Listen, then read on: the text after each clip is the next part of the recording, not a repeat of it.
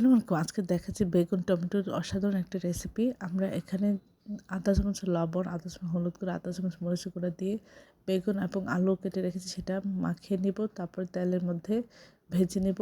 বেগুন এবং আলু ২ পাশ করে ভেজে আমরা উঠিয়ে রাখবো। এখন তেলের মধ্যে পেঁয়াজ, কাঁচামরিচ দিয়ে একটু ভেজে নিচ্ছি। এর মধ্যে আধা চামচ আদা বাটা, আধা চামচ রসুন বাটা দিয়ে একটু ভেজে সামান্য একটু পানি দিয়ে দিলাম। তারপরে এর মধ্যে আধা চামচ লবণ, আধা চামচ হলুদ গুঁড়া, ১ চামচ ধনিয়া গুঁড়া, আধা চামচ জিরা গুঁড়া, আধা চামচ মরিচের গুঁড়া দিয়ে কষিয়ে নিব। তারপর একটা টমেটো কুচি দিয়ে কষিয়ে নেব। আর ভেজে রাখা বেগুন এবং আলু এর মধ্যে দিয়ে খুব ভালো করে কষিয়ে নিয়ে তারপরে ঝোল দিব। সামান্য একটু ঝোল দিয়ে আমি এটা একটু রান্না করব। এর মধ্যে ধনিয়া পাতা দেব।